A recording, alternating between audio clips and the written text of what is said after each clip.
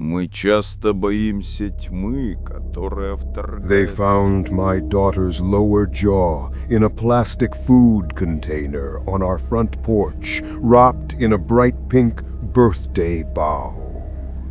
It was a Tuesday morning in suburban Pennsylvania. The garbage trucks were grumbling down Elm Street, and the sun was shining so brightly it felt like a cosmic mockery of the hell my wife and I were about to enter. My name is Elias Thorne, and until the autumn of 2014, I believed in the safety of locked doors and the sanctity of the American dream. I was an architect. My wife, Sarah, was a pediatric nurse. We lived in a sprawling Victorian renovation in a town where people didn't just know their neighbors, they had keys to each other's houses. We were insulated by money, status, and the naive arrogance that tragedy was something you watched on the evening news, not something that ate breakfast at your table. Our daughter, Lily, was 6 years old. She had hair the color of spun corn silk and a laugh that could crack the sternest facade. She was the center of our gravity. The nightmare didn't begin with a scream. It began with silence. On the night of November 12th, a heavy storm battered the eastern seaboard. Thunder shook the foundations of our house, masking the sounds of the intrusion. I remember waking up at 3 a.m., not because of a noise, but because of a draft. The hallway air was frigid. I walked to Lily's room, my feet heavy with sleep, expecting to find a window blown open by the gale. The window was open, yes. The screen had been slashed, but the room was empty. The bed was still warm. The sheets were chaotic, tangled in a way that suggested a struggle that had been rapidly stifled. I called her name, soft at first, then screamed it until my throat tasted like copper. Sarah ran in, her face pale in the strobe light of the lightning. When she saw the empty bed, she made a sound I didn't think a human could make, a low, animalistic keening that seemed to vibrate the floorboards. The police arrived within 10 minutes. State troopers, local deputies, the FBI eventually. They turned our home into a sterile crime scene. They dusted for fingerprints, they bagged fibers, they interrogated us in our own kitchen. But the kidnapper was a ghost.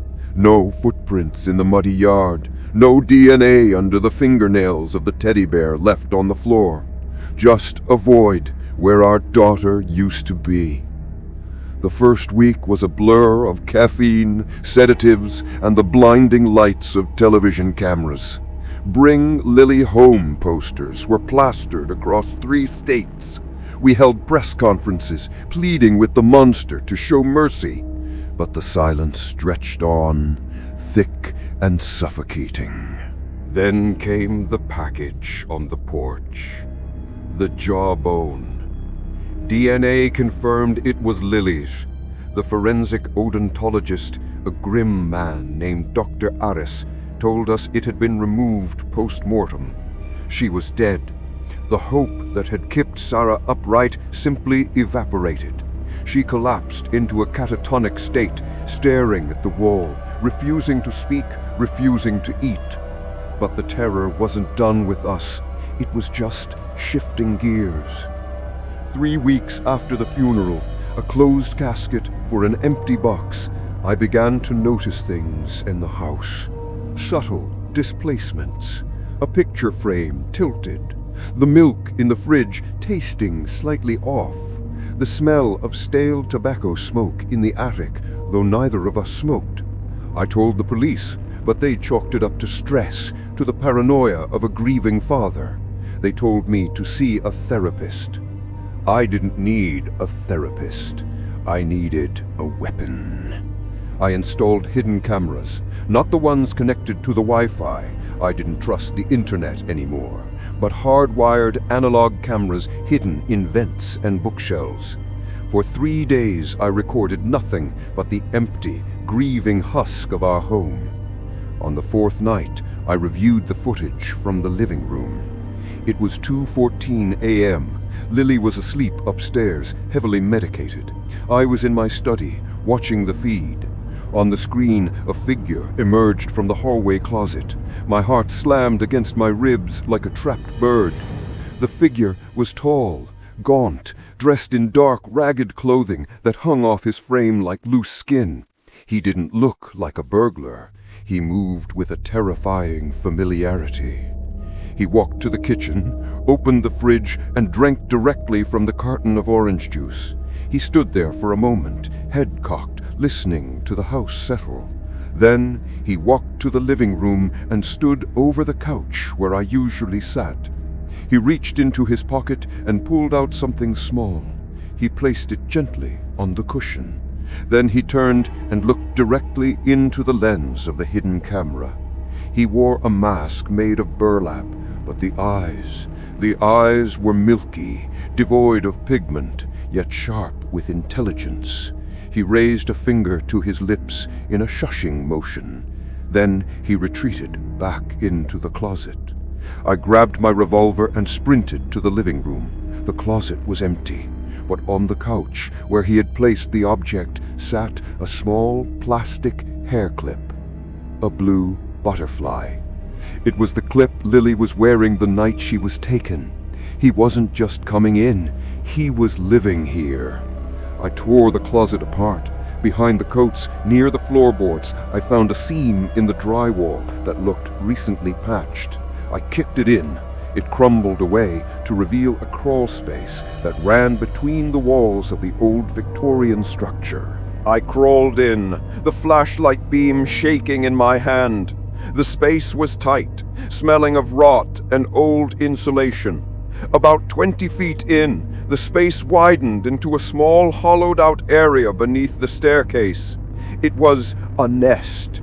There were blankets stolen from our guest room, empty food wrappers, bottles of urine, and photos, hundreds of photos taped to the wooden studs. Photos of us sleeping, photos of us eating, photos of Lily playing in the yard years ago. He had been watching us for a long time, but the centerpiece of this shrine was the most terrifying. In the center of the nest sat a battery-operated tape recorder. I pressed play. First, there was static.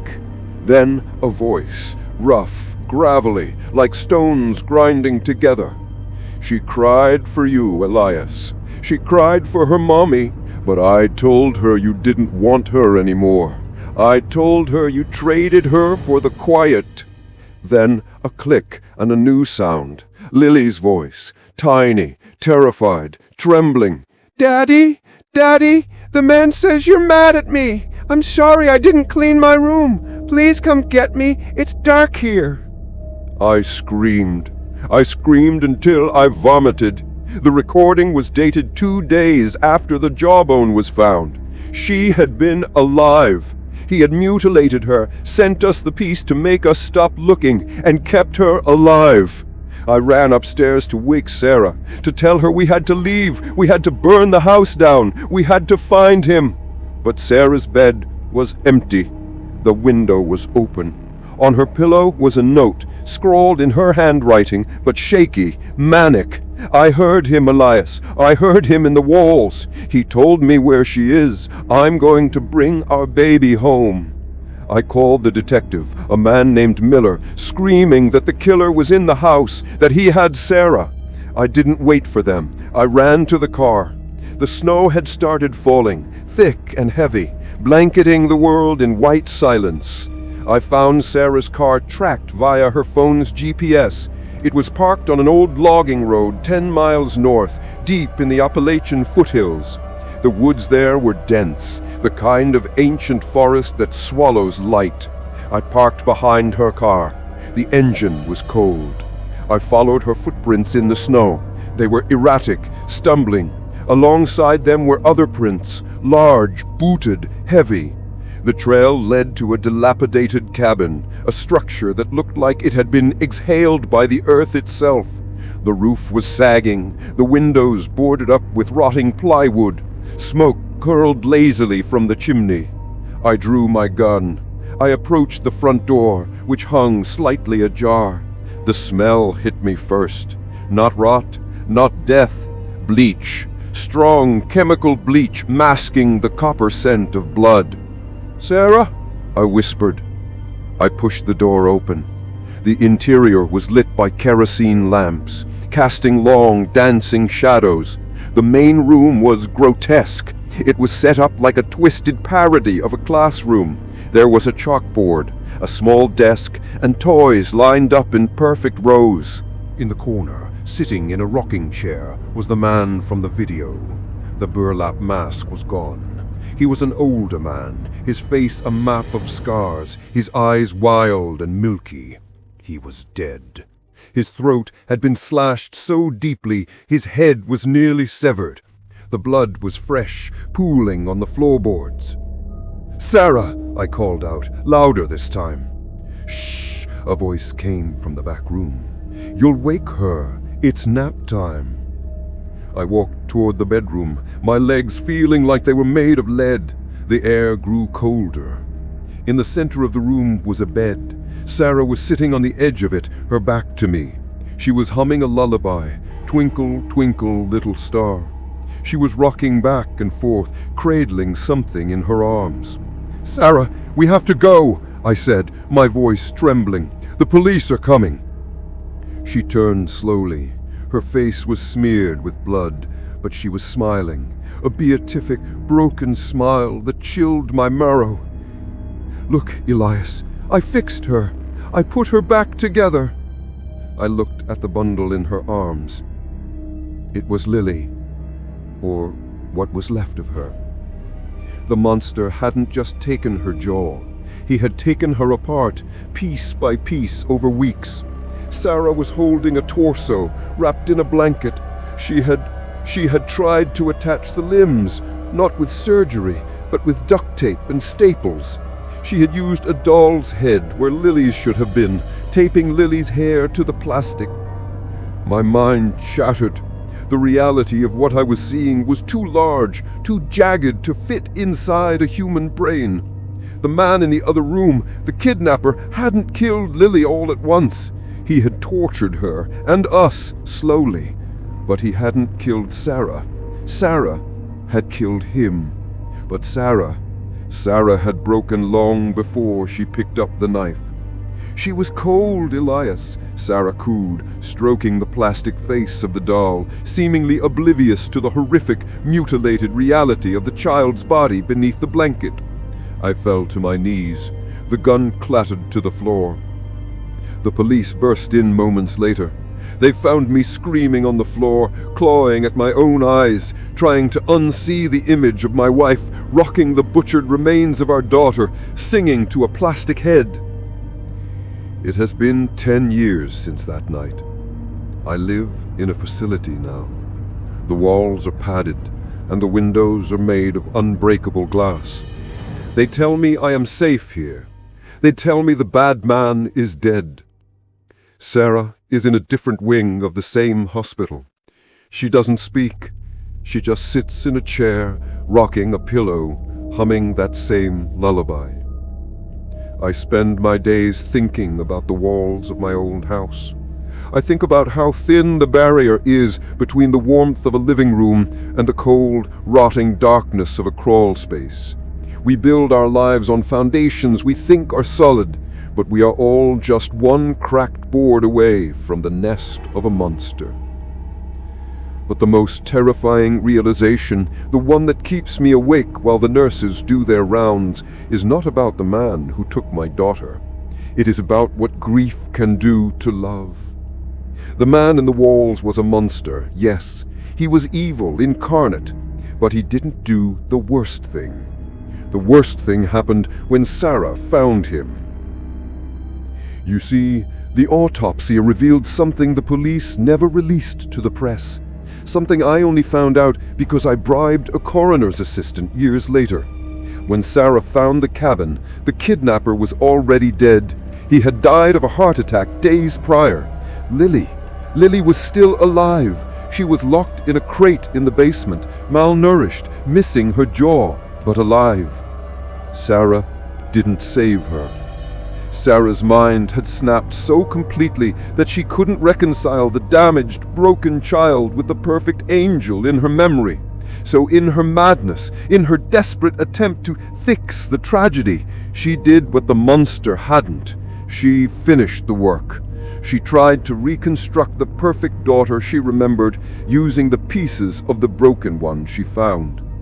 The monster in the mask took my daughter's life, but it was the monster of grief, wearing my wife's face, that took her soul.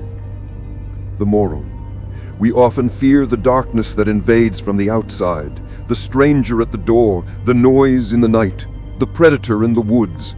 But the true horror, the one we cannot lock out, is the darkness that grows within us when we lose what we love. Grief is not a passive state. It is a chaotic force. If we do not master it, it will carve out our humanity until we become the very thing we fear.